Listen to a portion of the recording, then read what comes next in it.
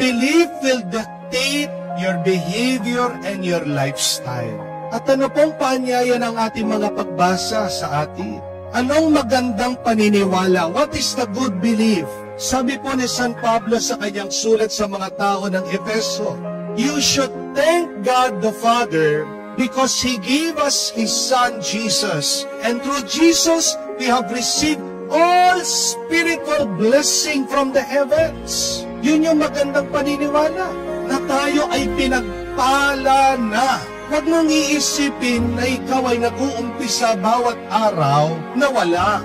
Bawat araw, nag-uumpisa ka meron.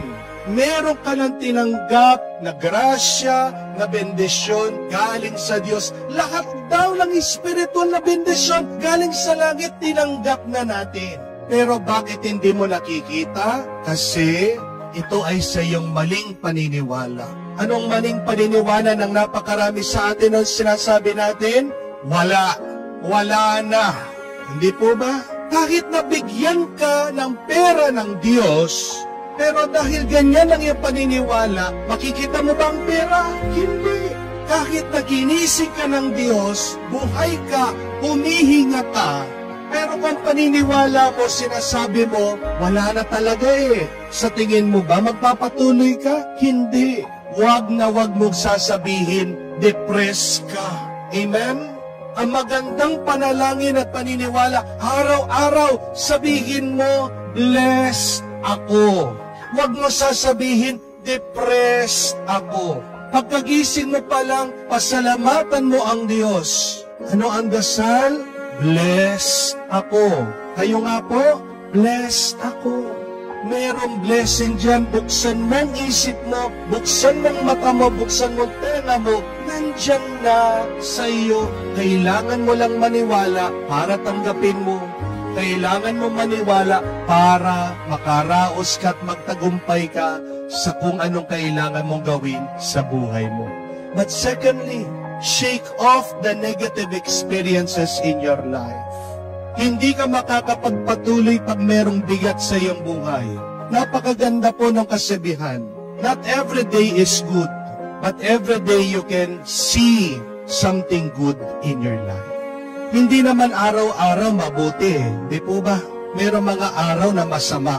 Pero hindi ibig sabihin na nakaranas ka ng masama sa isang araw na wala ka na makikitang mabuti dyan. Ang kailangan mong gawin kung nakaranas ka ng masama, ipagpag mo, alisin mo, magpatuloy ka. Yan ang inuutos ng ating Panginoon sa Kanya maalagad at sa ating ding lahat. Sa ating pagmimisyon, magkakaroon tayo ng mga pagsubok. Wala naman pong trabaho ang hindi mabigat. Amen?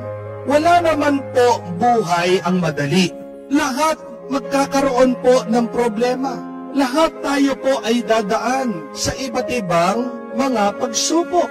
Pero nagdidepende sa iyo kung mananatili ka dyan, kung seseryosohin mo, o hahayaan mo na lang at magpapatuloy ka. Ano ang utos ni Jesus? Pag merong hindi nakinig sa inyo, pag merong hindi tumanggap sa inyo, hayaan nyo sila and then move on. Ipagpag nyo ang alikabok sa inyong paa bilang tutol sa kanila. Huwag mong ubusin ang oras at panahon mo sa mga taong hindi tatanggap sa iyo. Kung wala kang magagawa, tanggapin mo, wala. Pero maniwala ka ang Diyos, mas kaya niya yung problemang hindi mo kaya. Habang nandyan ang bigat ng iyong puso at damdamin, hindi ka makakapagpatuloy. Kung araw-araw tayo po ay naglilinis sa bahay, kung araw-araw tayo ay marunong maghilamos, maligo, maglinis ang ating mga katawan, bakit hindi natin gawing ugali din ang paglilinis sa ating isip at puso? Kaya nga po, sa bawat misa, paano po natin inuumpisahan? We begin it by the cleansing of our souls. I confess to Almighty God. Yung iyong pagkukumpisal ay pag-aalis ng dumi ng iyong puso para gumaan-gaan ka, para maging masaya ka, para maging payapa ka, at magawa mo ang pinapagawa ng Diyos. Kung hindi nakakatulong sa iyo, kailangan mong bitawan, kailangan mong iwanan, at matuto ka magpatuloy. Shake it off and move on. Ano yung mga negatibong karanasan nyo ngayon?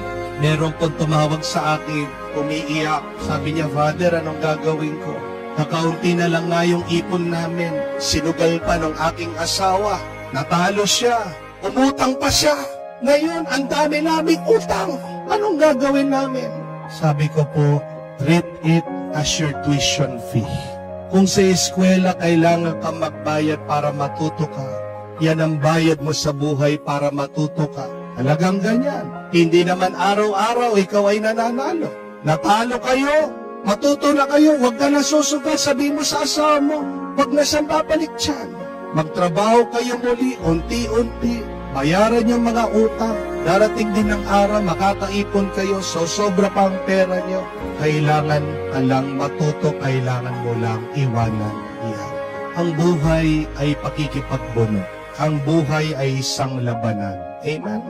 Pero hindi naman sa lahat ng laban panalo ka. Kailangan mo tanggapin yun. Alam natin ang buhay ay gulong, umiikot lang. Minsan ikaw ay nasa taas, minsan ikaw ay nasa baba. Pero pag ikaw ay nasa baba, huwag naman sanang sasakit ang loob mo. Pag ikaw ay nasa baba, dapat nga sabik na sabik ka. Dapat nga tuwang-tuwa ka kasi saan ka papunta? Pataas ka na naman. Amen? Ang mahalaga, bandang huli, manalo ka sa gera. Kung sa isang labanan natalo ka, ang iyong hintayin, ang iyong ipagdasal, bandang huli, ikaw ay manalo sa gera. Pero hindi ka mananalo kung hanggang ngayon, ikaw ay nananatili sa iyong mga masasamang alaala. Shake off the negative and move on. Pangatlo at kahuli-hulihan, we must allow God to anoint us. Hayaan mo ang Diyos na basbasan ka.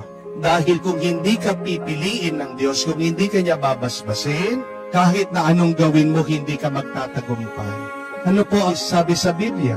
Unless God builds the house, the worker works in vain. Kahit na meron pinapagawa ang Diyos sa atin, maniwala tayo na una ang Diyos sa lahat ng ating ginagawa. Kailangan natin ang basbas ng Diyos para tayo ay proteksyonan. God's anointing is your protection. Nakita ko po na lamang po sa Israel, yung po mga tupa, bago po nila pakawalan, minsan pinapaliguan po ng langis. They anoint them with oil. Para saan po yung langis? May iba't ibang gamit po yun. May iba't ibang silbi yung langis para po sa tupa. Yung pong langis, protection po para sa insekto. Yung langis, pag nasugat po ang tupa para gumaling.